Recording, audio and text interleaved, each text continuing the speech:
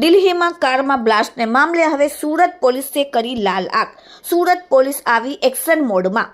Surat police કમિશનરના કહેવા મુજબ Surat police દ્વારા શહેરભરમાં ફેલાયેલા 1600 જેટલા સીસીટીવી કેમેરાના વિશાળ નેટવર્ક મારફતે તમામ ગતિવિધિઓ પર સતત અને ચાંપતી નજર રાખવામાં આવી રહી છે.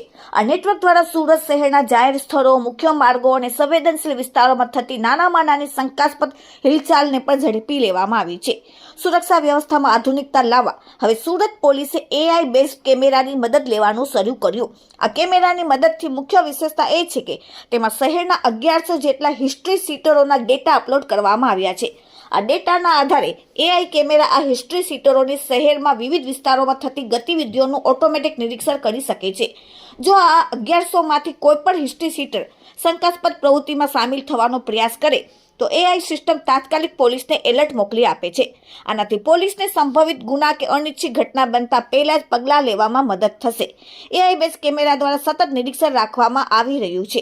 હજીરાના ઇન્ડસ્ટ્રીયલ વિસ્તાર સહિત તમામ વિસ્તારોમાં નજર રાખવામાં આવી રહી છે. વધુમાં ઔદ્યોગિક એકમોના ખાનગી કેમેરા નેટવર્કની મદદ પણ લેવામાં આવી રહી છે, જેથી એ વિસ્તારોમાં સુરક્ષામાં કોઈ પણ કચાશ ન રહે. Bureau report, daily India TV, Surat.